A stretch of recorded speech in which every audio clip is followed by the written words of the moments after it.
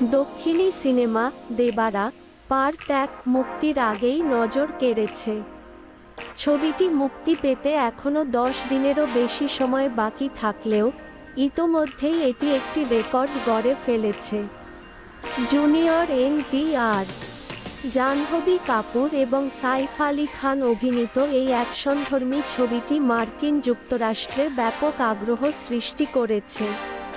তথ্য অনুযায়ী মুক্তির আগেই দেবারা র 40,000 টিকিট বিক্রি হয়ে গেছে, যা প্রভাসের কল্কি এবং সালার সিনেমাকেও ছাড়িয়ে গেছে। এর ফলে যুক্তরাষ্ট্রে প্রাক মুক্তির সময় সবচেয়ে দ্রুত 40,000 টিকিট বিক্রি করা প্রথম ভারতীয় ছবি হিসেবে দেবারা পার্ট ১ ইতিহাস গড়েছে। যদিও ছবিটির ট্রেলার মুক্তির পর মিশ্র প্রতিক্রিয়া পাওয়া গেছে।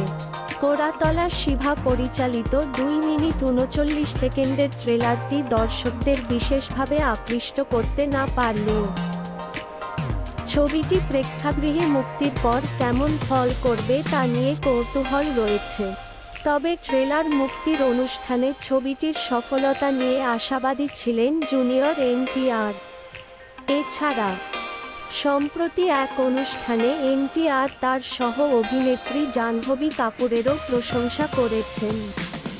এই সিনেমার মাধ্যমে দক্ষিণী ফিল্ম ইন্ডাস্ট্রিতে প্রথমবারের মতো পা রাখলেন জাহ্নবী কাপুর।